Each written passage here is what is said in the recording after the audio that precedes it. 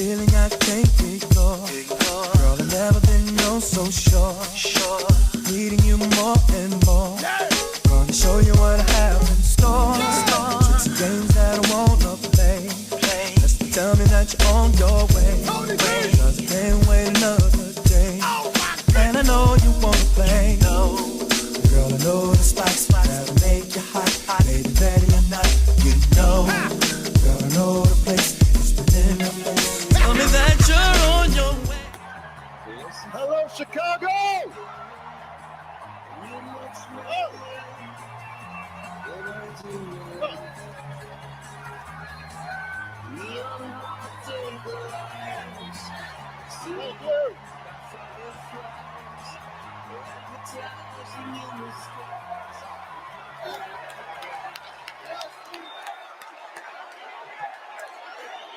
Thank you, thank you. Thank you, everybody. Thank you.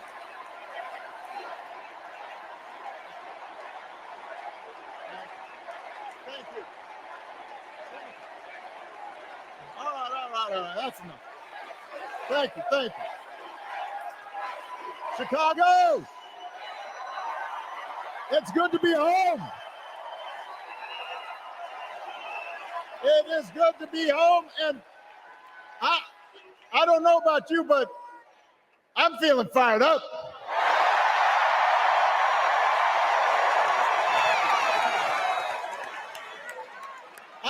I am feeling ready to go.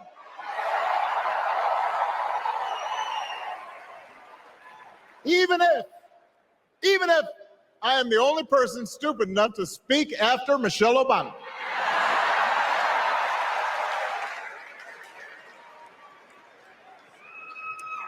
I am feeling hopeful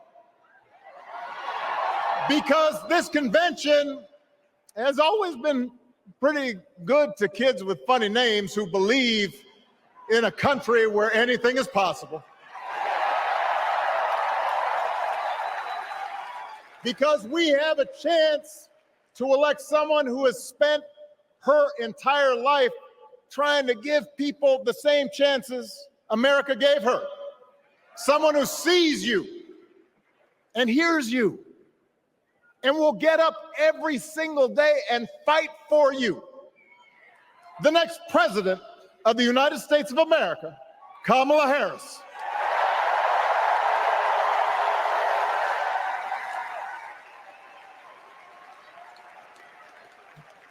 It's been 16 years since I had the honor of accepting this party's nomination for president. And I know that's hard to believe because I have not aged a bit. But it's true. And looking back, I can say without question that my first big decision as your nominee turned out to be one of my best. And that was asking Joe Biden to serve by my side as vice president.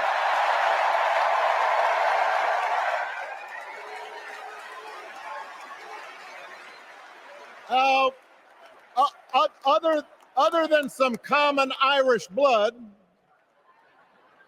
Joe and I come from different backgrounds, but we became brothers. And as we worked together for 8, sometimes pretty tough years, what I came to admire most about Joe wasn't just his smarts, his experience. It was his empathy and his decency and his hard-earned resilience, his unshakable belief that everyone in this country deserves a fair shot.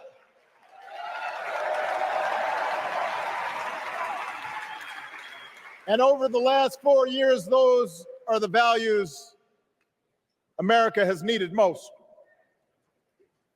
At a time when millions of our fellow citizens were sick and dying, we needed a leader with the character to put politics aside and do what was right. At a time when our economy was reeling, we needed a leader with the determination to drive what would become the world's strongest recovery, 15 million jobs, higher wages, lower health care costs. At a time when the other party had turned into a cult of personality, we needed a leader who was steady and brought people together and was selfless enough to do the rarest thing there is in politics, putting his own ambition aside for the sake of the country.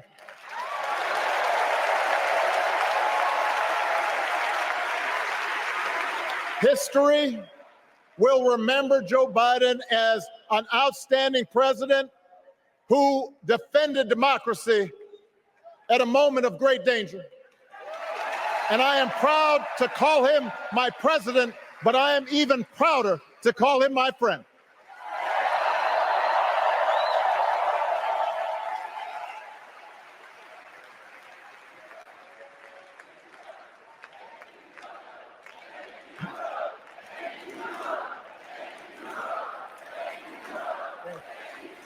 Now, the torch has been passed. Now it is up to all of us to fight for the America we believe in. And make no mistake, it will be a fight. For all the incredible energy we've been able to generate over the last few weeks, for all the rallies and the memes, this will still be a tight race in a closely divided country. A country where too many Americans are still struggling, where a lot of Americans don't believe government can help. And as we gather here tonight, the people who will decide this election are asking a very simple question. Who will fight for me? Who's thinking about my future, about my children's future, about our future together? One thing is for certain, Donald Trump is not losing sleep over that question.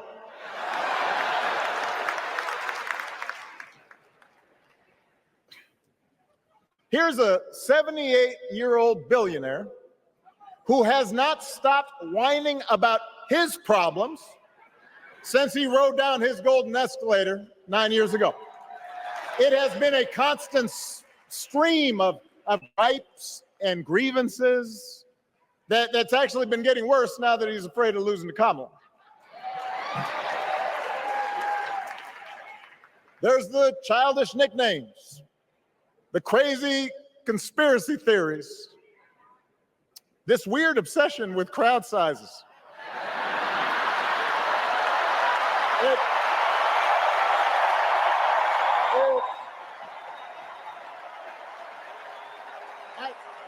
It just goes on and on and on.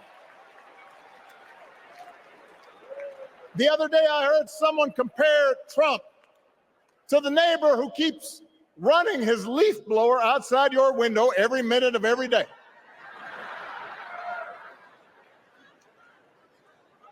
Now, from a neighbor, that's exhausting. From a president, it's just dangerous.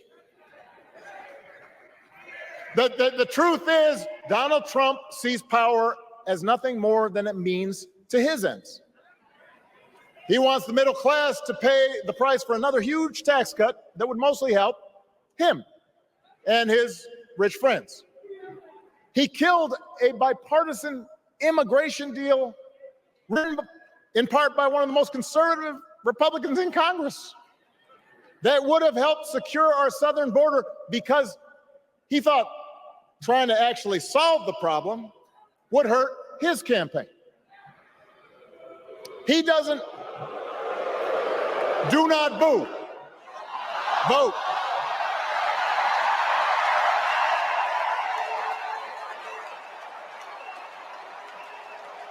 He doesn't seem to care if more women lose their reproductive freedom since it won't affect his life.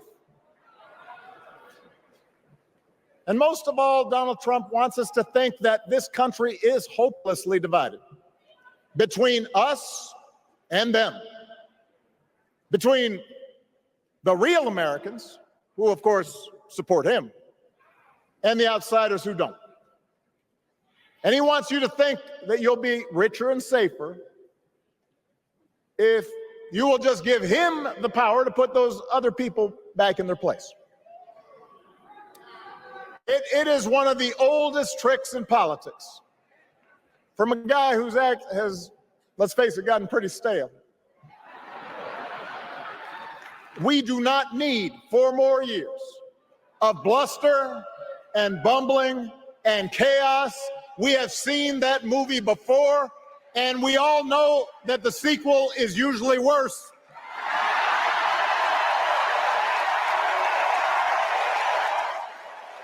America's ready for a new chapter. America's ready for a better story. We are ready for a President Kamala Harris.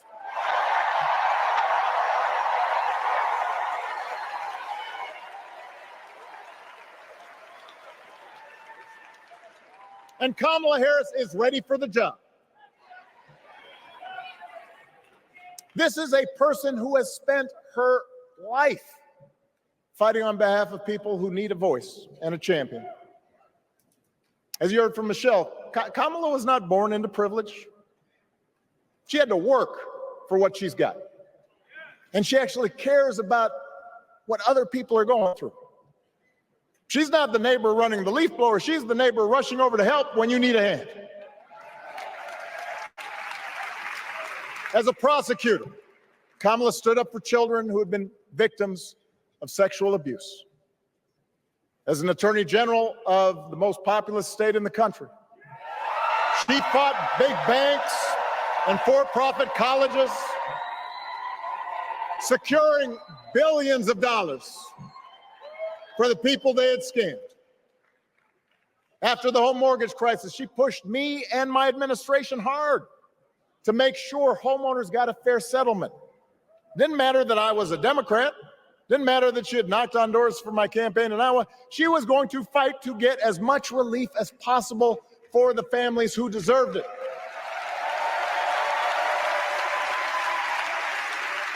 As vice president, she helped take on the drug companies to cap the cost of insulin, lower the cost of health care, give families with kids a tax cut. And she is running for president with real plans to lower costs even more and protect Medicare and Medicaid and sign a law to guarantee every woman's right to make her own health care decisions.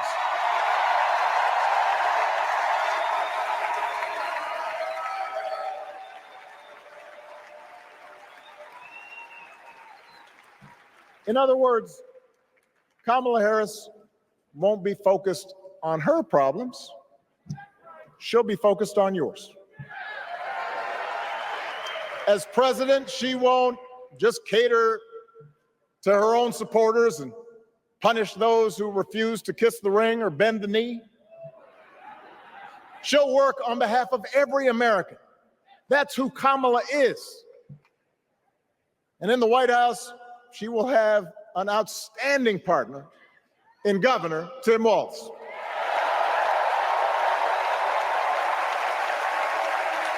Let me tell you something. Let me tell you something. I love this guy. Tim is the kind of person who should be in politics.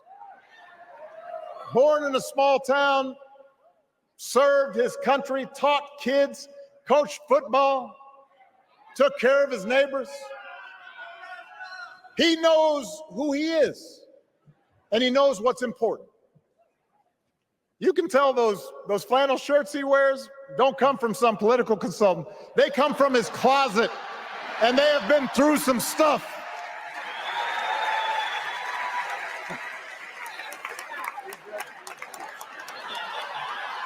They have been through some stuff. That's right.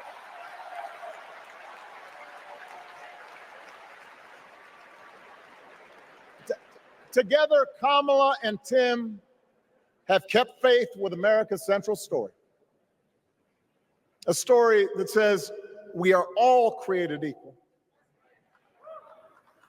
All of us endowed with certain inalienable rights, that everyone deserves a chance, that even when we don't agree with each other, we can find a way to live with each other.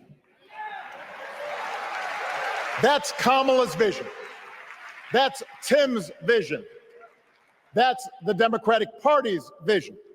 And our job over the next 11 weeks is to convince as many people as possible to vote for that vision. Now, it won't be easy. The other side knows it's easier to play on people's fears and cynicism, always has been. They will tell you that government is inherently corrupt, that sacrifice and generosity are for suckers. And since the game is rigged, it's okay to take what you want and just look after your own. That's the easy path. We have a different task. Our job is to convince people that democracy can actually deliver. And in doing that, we can't just point to what we've already accomplished. We can't just rely on the ideas of the past. We need to chart a new way forward to meet the challenges of today. And Kamala understands this. She knows, for example, that if we want to make it easier for more young people to buy a home, we need to build more units and clear away some of the outdated laws and regulations that made it harder to build homes for working people in this country. That is a priority, and she's put out a bold new plan to do just that.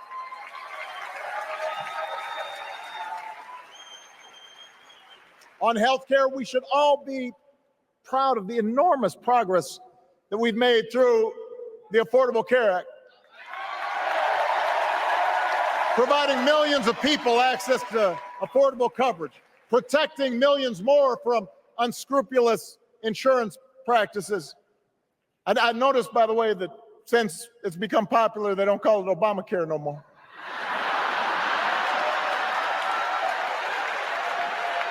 But Kamala knows we can't stop there, which is why she'll keep working to limit out-of-pocket costs. Kamala knows that if we want to help people get ahead, we need to put a college degree within reach of more Americans. But she also knows college shouldn't be the only ticket to the middle class. We need to follow the lead of governors like Tim Walz, who said, if you've got the skills and the drive, you shouldn't need a degree to work for state government. And in this new economy, we need a president who actually cares about the millions of people all across this country who wake up every single day to do the essential, often thankless work, to care for our sick, to clean our streets, to deliver our packages. We need a president who will stand up for their right to bargain for better wages and working conditions. And Kamala will be that president.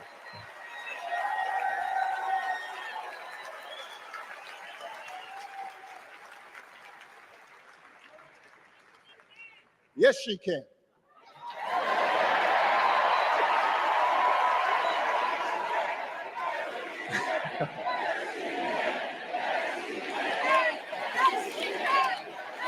Yes, she can.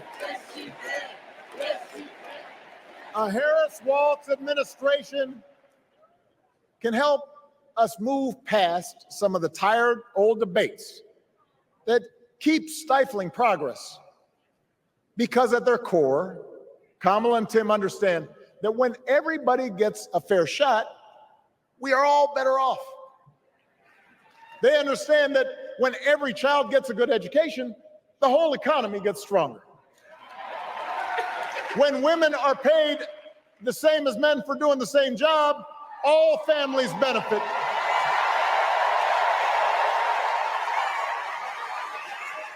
They understand that we can secure our borders without tearing kids away from their parents. Just like we can keep our streets safe while also building trust between law enforcement and the communities they serve and eliminating bias, that will make it better for everybody.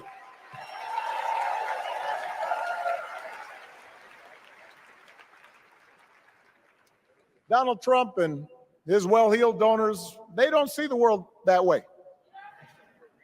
For them, one group's gains is necessarily another group's loss. For them, freedom means that the powerful can do pretty much what they please, whether it's fire workers trying to organize a union, or put poison in our rivers, or avoid paying taxes like everybody else has to do.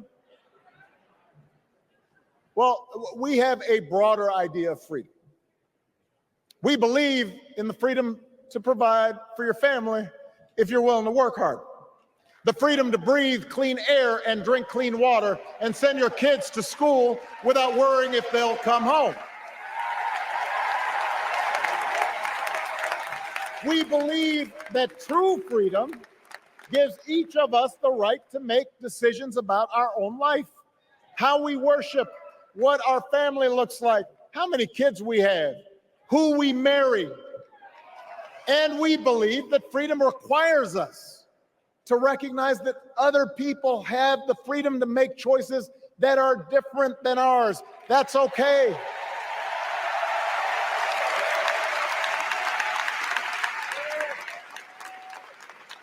That's the America Kamala Harris and Tim Walz believe in. An America where we, the people, includes everyone. Because that's the only way this American experiment works. And despite what our politics might suggest, I think most Americans understand that. Democracy isn't just a bunch of abstract principles and dusty laws in some book somewhere. It's the values we live by. It's the way we treat each other, including those who don't look like us, or pray like us, or see the world exactly like we do.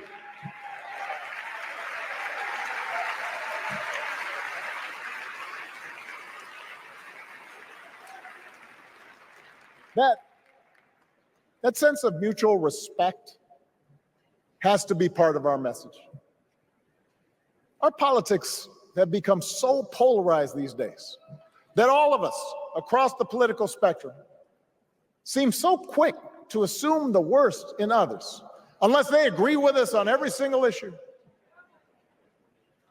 We start thinking that the only way to win is to scold and shame and out-yell the other side. And after a while, regular folks just tune out, or they don't bother to vote. Now, that approach may work for the politicians who just want attention and thrive on division, but it won't work for us to make progress on the things we care about, the things that really affect people's lives. We need to remember that we've all got our blind spots and contradictions and prejudices, and that if we want to win over those who aren't yet ready to support our candidates, we need to listen to their concerns and maybe learn something in the process. After all, if a parent or grandparent occasionally says something that makes us cringe, we don't automatically assume they're bad people. We recognize that the world is moving fast, that they need time and maybe a little encouragement to catch up. Our fellow citizens deserve the same grace we hope they'll extend to us.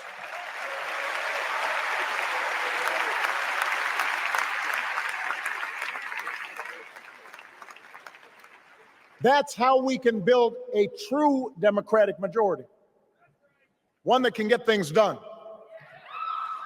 And by the way, that does not just matter to the people in this country. The rest of the world is watching to see if we can actually pull this off.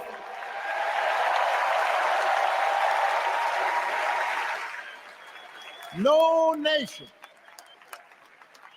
no society has ever tried to build a democracy as big and as diverse as ours before. One that includes people that over decades have come from every corner of the globe. One where our allegiances and our community are defined not by race or blood, but by a common creed. And that's why when we uphold our values, the world's a little brighter. When we don't, the world's a little dimmer. And dictators and autocrats feel emboldened. And over time, we become less safe. We shouldn't be the world's policemen, and we can't eradicate every cruelty and injustice in the world. But America can be and must be a force for good. Discouraging conflict, fighting disease, promoting human rights, protecting the planet from climate change, defending freedom, brokering peace. That's what Kamala Harris believes, and so do most Americans.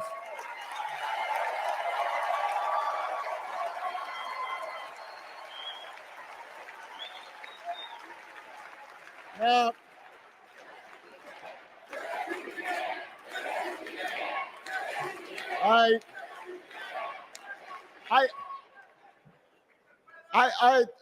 I know these ideas can feel pretty naive right now. We live in a time of such confusion and rancor, with a culture that puts a premium on things that don't last. Money, fame, status, likes. We chase the approval of strangers on our phones. We build all manner of walls and fences around ourselves, and then we wonder why we feel so alone. We don't trust each other as much because we don't take the time to know each other. And in that space between us, politicians and algorithms teach us to caricature each other and troll each other and fear each other. But here's the good news, Chicago. All across America, in big cities and small towns, away from all the noise, the ties that bind us together are still there. We still coach Little League and look out for our elderly neighbors. We still feed the hungry in churches and mosques and synagogues and temples. We share the same pride when our Olympic athletes compete for the gold. Because the vast majority of us do not want to live in a country that's bitter and divided. We want something better. We want to be better. And the joy and the excitement that we're seeing around this campaign tells us we're not alone. You know, I've spent a lot of time thinking about these past few months because, as Michelle mentioned, this summer we lost her mom, Ms. Marion Robinson. And I don't know that anybody has ever loved their mother-in-law any more than I love mine. Mostly it's because she was funny and wise and the least pretentious person I knew. That, and she always defended me with Michelle when I messed up.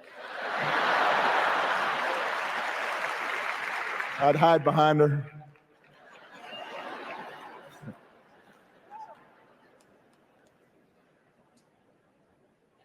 But I also think one of the reasons Mary and I became so close was she reminded me of my grandmother, the woman who helped raise me as a child. And on the surface, the two of them did not have a lot in common. One was a black woman from right here, south side of Chicago, right down the way. went to Englewood High School. The other was a little old white lady born in a tiny town called Peru, Kansas. Now, I know there aren't that many people from Peru.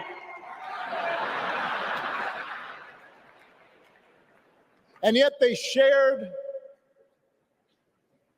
a basic outlook on life. They were strong, smart, resourceful women, full of common sense, who, regardless of the barriers they encountered, and women growing up in the 40s and 50s and 60s, they encountered barriers. They still went about their business without fuss or complaint and provided an unshakable foundation of love for their children and their grandchildren.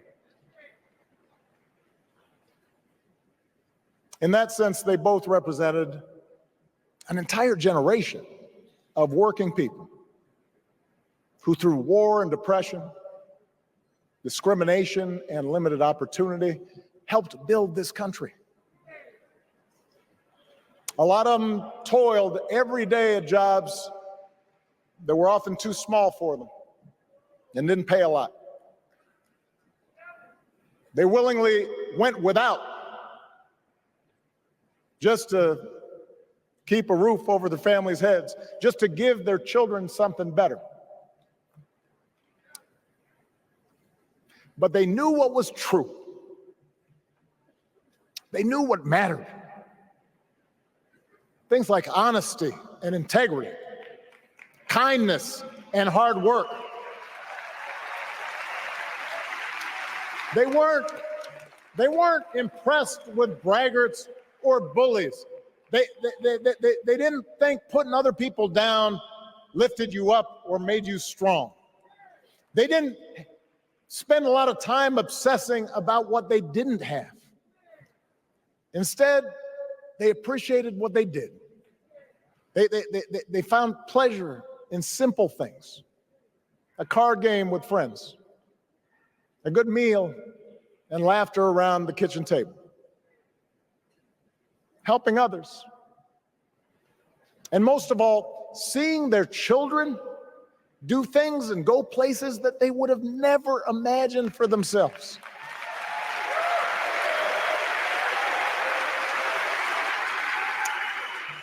Whether you are a Democrat or a Republican or somewhere in between, we have all had people like that in our lives.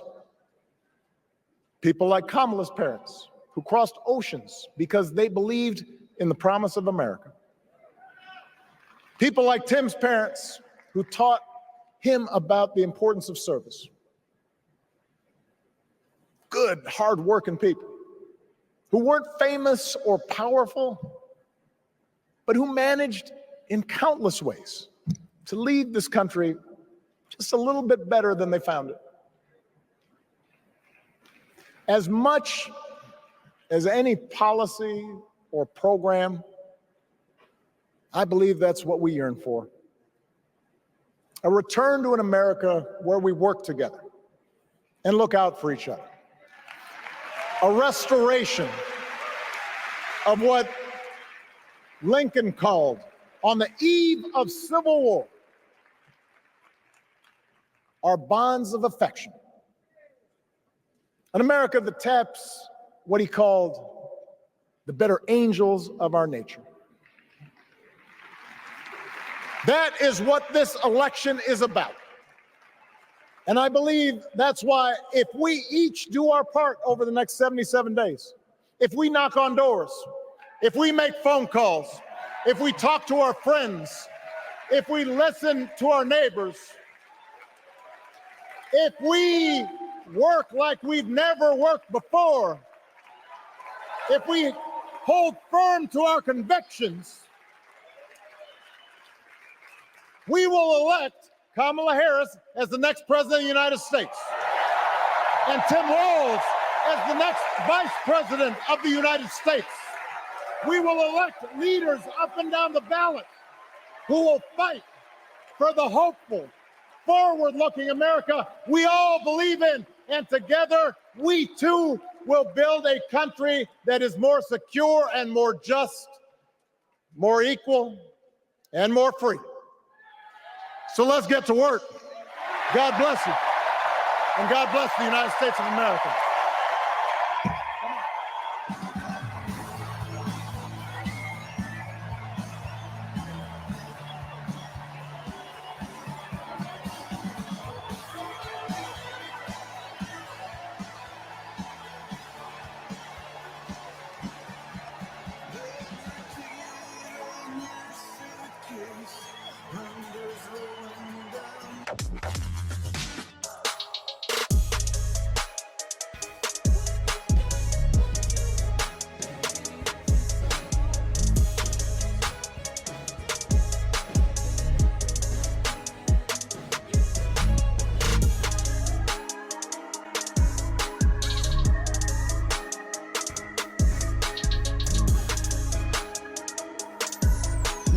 Yeah. DC KOOLAID and Lisa doing challenge on your head top. Yeah, you know what's happening when you tune in. Story times, pranks, and blogging, man. We a great big family, we the bomb squad. We on that grind to a number with a K, best believe you'll stay. You can chill with the fam like most of y'all do. DC KOOLAID, Lisa, and Nick too. With Charles and Barbie living that YouTube life. We love our fans and supporters, we a family, dude. So come on down to Bomb Squad Town, have a seat watching videos, and nobody likes to hate, keep it positive and have a nice day. Oh, I forgot, smash that like button. Bomb Squad, Bomb Squad, Bomb Squad.